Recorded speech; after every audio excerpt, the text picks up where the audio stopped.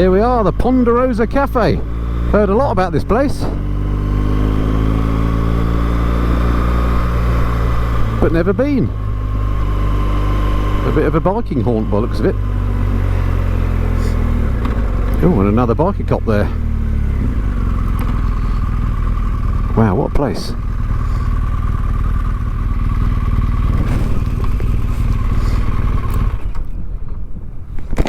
Might as well have a whole parking space. Oh.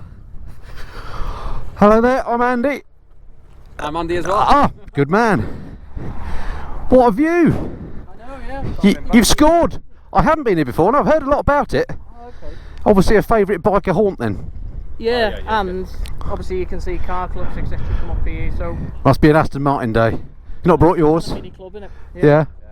Obviously the op that we run is called Op Darwin, that concentrates on the bikes, as well as sort of high performance cars, so we'll look at, you know, having a chat with the drivers and stuff as well. Yep, yep. They're going to love seeing you lot turn up. Yeah. Always happy to see you, I'm sure. Yeah. Brilliant, what a cracking road that was. Do you like that? Yeah, it was lovely, wasn't it? Yeah, very nice. Speed limits yeah, a bit of a pain. 30, 40, 50. Yeah. Cracker though. Be nice on a sunny day. Yeah, it'll be nice. Hey ho. I can't help but notice, but there's more than just the standard RTs here in the bike garage. There's also an unmarked bike and some Honda CRFs. Can you talk us through what that's all about? Yeah, absolutely. I'll take you over. So, obviously, this unmarked bike is used for more sort of covert work that we do. I'm liking the sound of that. Yeah, I mean, there's nothing sneaky beaky about it in terms of the work that we do. It's just out there for enforcing speed limits, etc., enforcing sort of bits of white lines where maybe there's a problem issue in the area and we need to enforce it, where a marked bike is clearly seen and it doesn't particularly solve the issue at times. We take this bit out and it's obviously not seen. It's interesting that it's an RS as well, rather than say the XR, which is seen as a bit more of a sporty bike. Yeah, absolutely. I think in terms of the ability to put panniers on it, a top box on it, and how light it is, it's quite a nimble bike. It's ideal for the sort of work that we want it to do. And what about the CRFs, the trusty CRFs, a bike I know well? Yeah, absolutely. It's not something I ride myself. Again, there's more specific training for this. These are specifically for off-road operations. Clearly, they do carry number plates, so they can be ridden to sites, but they target sort of green laning issues, of which obviously we've got a lot in North Wales. If there's any reports in a neighbourhood, etc., of 4x4s, cross-country motorbikes, etc., causing issues, then we can deploy on these, or specially trained officers can, and try and sort of engage with the people that are causing issues, basically. So this is inside the Ponderosa, and we're going healthy today. Big breakfast time. So is this standard cop fare then? Is this a normal busy day on the beat? Absolutely. Breakfast. Right, so breakfast has been demolished. We're just debating where to go next. So what's your recommended route? You've been a local then? I think we're going to drop down from here into the town of Llangollen, and then we'll take the A5 up, just add some radio communication that there's a bit of antics maybe going on the A5 with some high powered cars. We'll look out for them on the way. Next stop, Rhug Estates. Have a stop there, use the loo, see where we go from there. Fantastic. And is it a scenic route or? Well, they're all scenic around here, aren't they? Yeah, it's going to be quite scenic. Yeah, that's right, isn't it? Twisty bits to start down there. And breakfast went down well. How did we rate it out of 5? 3.5. 3.5. Okay, there's always one awkward. What are you going for, Andy? 4? Yeah, 4 for me. 4. I think a solid 4. What was it? How much was it? 5? Was it 5? £6. £6. I think that was a bargain, wasn't it? Right, back to the bikes. Alright, so that's my first stop at the Ponderosa ever. I'm glad I've done that. That's one of those biker cafes that probably everybody needs to go to at some point. Right, we're off again. Some angry looking skies, but there are a few little blue patches, so hope springs eternal.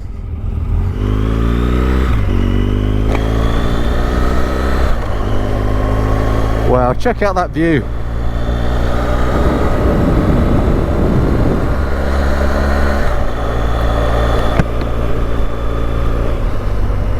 So it turns out this is indeed the Horseshoe Pass. I probably should have known that. I can't believe this one's passed me by before and I've not done this before. Hello sir, hello sir. R1s are out. Another little viewpoint. Okay, question time again. This one's from Alan Jackson. Thank you, Alan, for the question. He said, I'd like to know what kind of gear the guys and girls wear as they have to ride in all weather, so it must be pretty good stuff. So what sort of kit do you wear? Yeah, absolutely. I'm a textiles kind of guy, so start from the bottom up, I guess. I'm wearing some Altberg leather boots, Halverson outless pants, and you'll notice on my ankles before we go any further up that I've got my handcuffs here, and on this side I've got my baton and cactus spray. Righto. Going up, I've got a Keeler jacket that goes under my Headlight Turtle airbag jacket. Yep.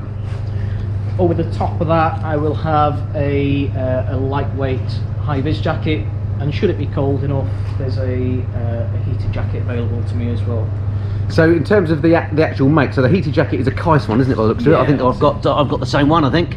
Yeah, they're brilliant. And and what's is that Halverson's jacket? Did you say? This is a. Oh, that's a Helite. Oh, the airbag one. Yeah, brilliant. And then Halverson pants. Yeah, they're great. These are they Gore-Tex Pro? I think they are, aren't they? I think they are. Yeah, yeah. And are they standard police issue, or do you get some choice? So there is a choice. We can go to a shop that's near us. We can go in there with a voucher, if you like, and sort of purchase what we like to a certain limit of price, of course. But it's generally speaking, it's very good stuff.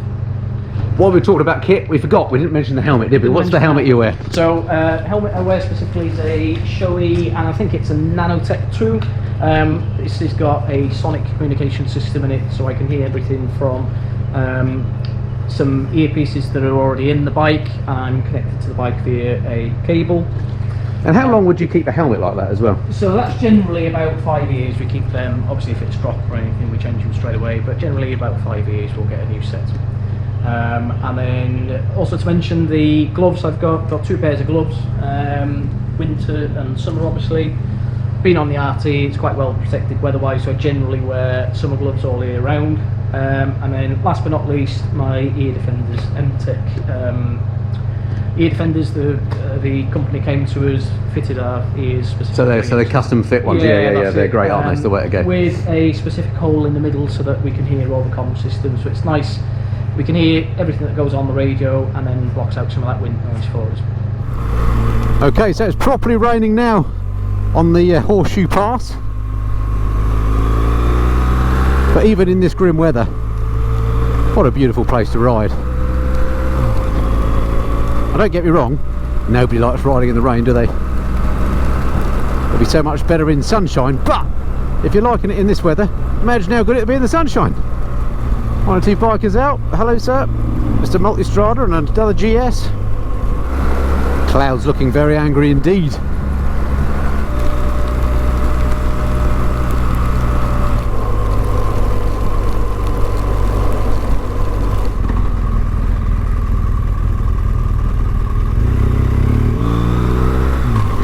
Some of the road surfaces around here are a bit tricky. 1 or 2 potholes to avoid.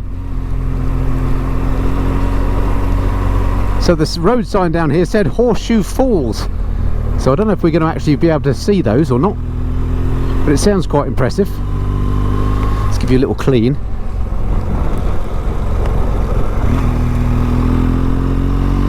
Hope you can see okay through the raindrops.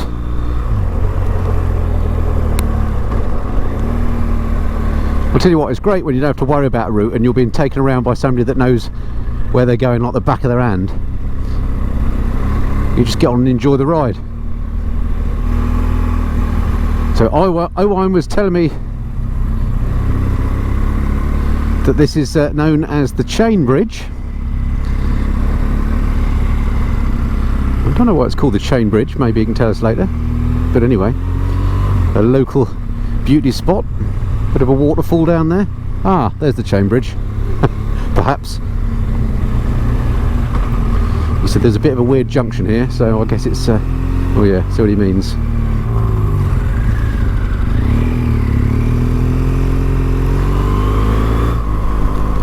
I've been trying to get into the habit of wearing this airbag when I'm on the GS, and longer journeys generally. Well, really I should get into the habit of wearing it all the time. But one of the downsides of it as I just noticed as I tried to stand up just now, is that I've got the tether a bit tight and I can't stand up on the bike to show you the shots of that bridge I wanted to show you. So must remember that. It'd be a shame to stand up and deploy the airbag. We've burst into a slightly clearer bit of air and greeted with stunning views again of this amazing valley.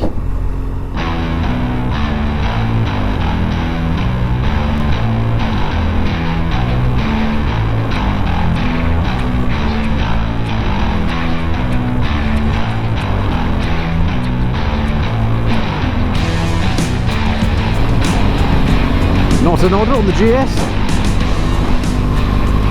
I just thought I should mention, you might be thinking that the bike cops have a very quiet time. Well, today these guys have basically put the time aside very kindly to look after me, so they're marked down as committed for the day. So if a big shout kicked off, they could attend or would attend if they needed to, but generally speaking there are other resources to go to things first. So if you're thinking that this bike cop lark is very easy, you just ride around Wales all day enjoying yourself, that's not actually the case. This isn't typical for those guys. They're just being very kind of looking after me. So that'll be a speed camera. Yeah, absolutely. It's the Pro Laser speed camera that we use as a laser detection device, which basically means that it shoots a laser out from the device to the car and back to us.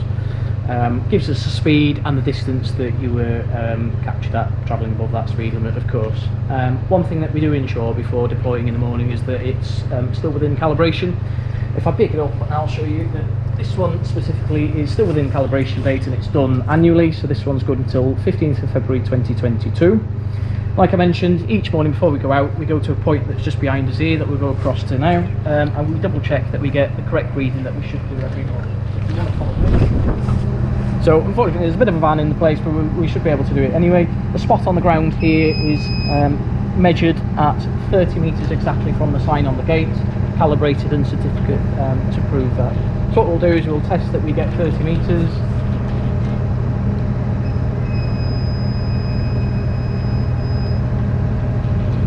And this goes to show that there's 30 metres distance between me stood here and the sign. So I'm all good to go with that one. I'm happy that that's working fine for today.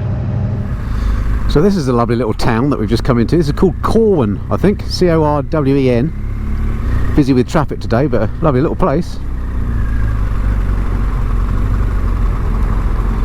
So good to see people out and about now again, now that lockdown has eased somewhat. We're just going into the cafe and sitting down and having a meal. What a treat. Of course, in the cafe the rule of 6 did apply, and you're allowed to take face masks off when you're eating like that, so we're within the rules. And for the rest of the video we have been careful to maintain social distancing, 2 meters apart when we're doing the questions and all that stuff, as you'd expect.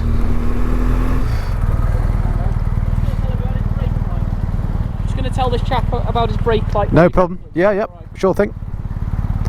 So Owain has just pulled this old gentleman out over briefly because his brake light is out apparently.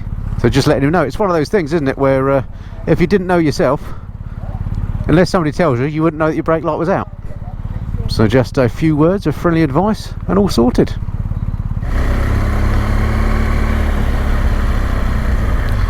Right, we got a convoy. So the fella in front is another Andy, who is actually based at one of the other stations in North Wales, and their group sort of, or their area sort of overlaps, if you like. So occasionally on these ride outs and patrols they will meet up and do some joint patrolling. At least I think that's how it works.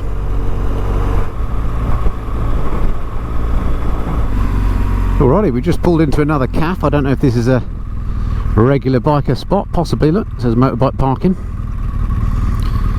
Find out what the deal is here. Alright. What's the score here then? Is this another regular bikey spot? Yeah, so this is Rhug Estate, Uh-huh. or Rhug Estate should I say. This is where they sell the bison burgers, etc. Oh, splendid. Excellent. If you ever try one. It's actually a working farm, isn't it, where they obviously rear all the bison here. Right. And obviously And bison are what they call buffalo in America, aren't they? I think there's a slight difference apparently. Is there? Apparently so. I thought Oh, I don't know. I thought bison was Canadian. Say again. I said another fact of the day. I know, another one that we need to fact check that, don't we? What was the other one? We said we'd look it up. Snickers. The nougat. Tesco's. Oh yeah, nougat. Oh no, Tesco in Slough being a bit. Oh yeah, that can't be right. I'm going to turn the camera on quickly because the sun's come out. Look, so it does get sunny in Wales sometimes. Yeah. Check that out. It does come out. Very often. Cracking ride through there though. Even I was saying on the camera, even in crappy weather, it was lovely, wasn't it? Yeah. So, I was riding through there. Brilliant. Yeah, and the further west you go, the nicer it gets. Yeah, exactly. So how far are we from the start of Snowdonia here, or are we technically in it at this point? No, we're pretty. Well, we go to Betos that way, isn't it? So you're probably talking 20 miles. Oh right, okay. not even that. Right. It's probably about 15 minutes or so Betos and that sort of Snowdonia area, Betsy Coyd. Yep. And that sort of area. And then if you go through Betsy Coyd towards Capelcoyd, that's where the base is, so the base is. So yeah. Well, let's hope it stays sunny. Oh, interesting stopping technique. Well, that right. Be pleased that I said that. So one of the things I noticed when I was riding along following you was that your road positioning was very much sort of to the book, and that you were, you know, if you're having positions 1, 2 and 3, when you're doing those right hands you're out wide on position 1, left-handers you're in position 3. That's all roadcraft stuff, isn't it? Yeah, absolutely. As we mentioned this morning, roadcraft's what we go by. We don't particularly use the phrases position 1, 2 and 3, but I know what you mean by it.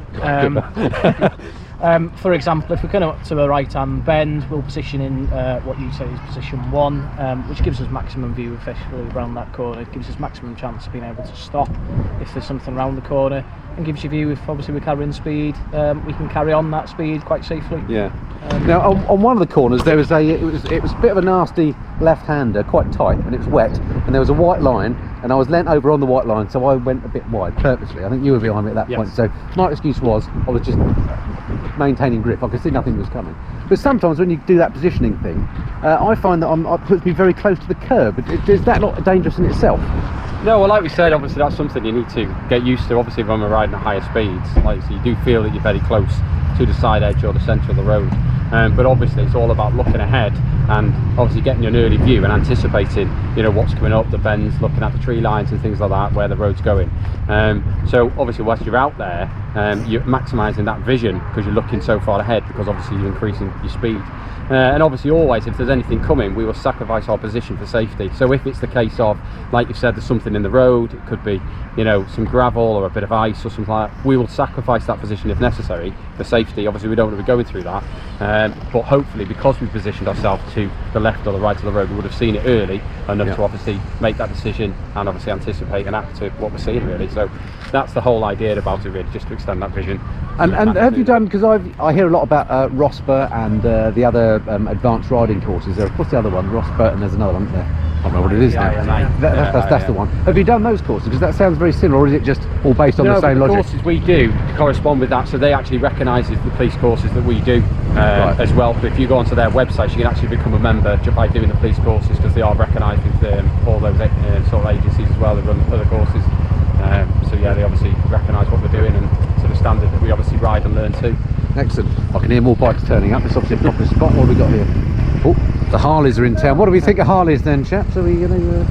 Well, we certainly have the place. Well, indeed they do. Indeed they do. Right, some more bikes have turned up, including this rather splendid Harley. Hello, sir. My name's Andy, by the way. How are you? You alright? Who are you? Paul. Paul. Hi, Paul. So this is a Sportster, isn't it? It is. It's a 48 special. Right. And how long have you had it? A month. Oh, so it's pretty new to you then. Yeah. I thought they stopped making these now. Well, I got it last year, but I've only been riding it a month. Oh, right. So they've stopped making this in Europe as of the end of this year. Right, come have a look. Let's have a look. Okay. So, what about it made you buy one? Because let's face it, Harleys are they're an acquired taste, aren't they? They are. To be honest, I have no clue. Everyone keeps asking me that. It's just, you ride past one, you always look at a Harley, don't you? Yeah, it certainly looks a biz, doesn't it? Excellent. Oh, so you're going to need to get the sponges out on that one. Yeah. Well, enjoy. God, shocking, the chrome. See the dirt on there. Yeah, I know. You need to give him a ticket for that.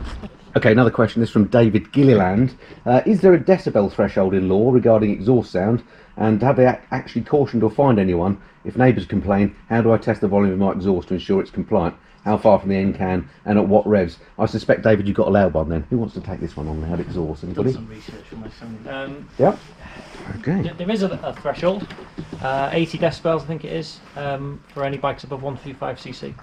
plus a little bit for mechanical noise on top of that. So yeah, there is a level, but we don't routinely go and measure them. I think if you look at your exhaust, if it's kite marked and it's for road use, then it will be fine. Yeah. It's more of an MOT issue, I assume. Yeah, I don't think they've been tested on MOTs a great deal, but aftermarket exhausts are fine as long as they're for road use. If you start putting cans on that are not for road use, or taking baffles out and things like that, then they are going to be really loud, aren't they?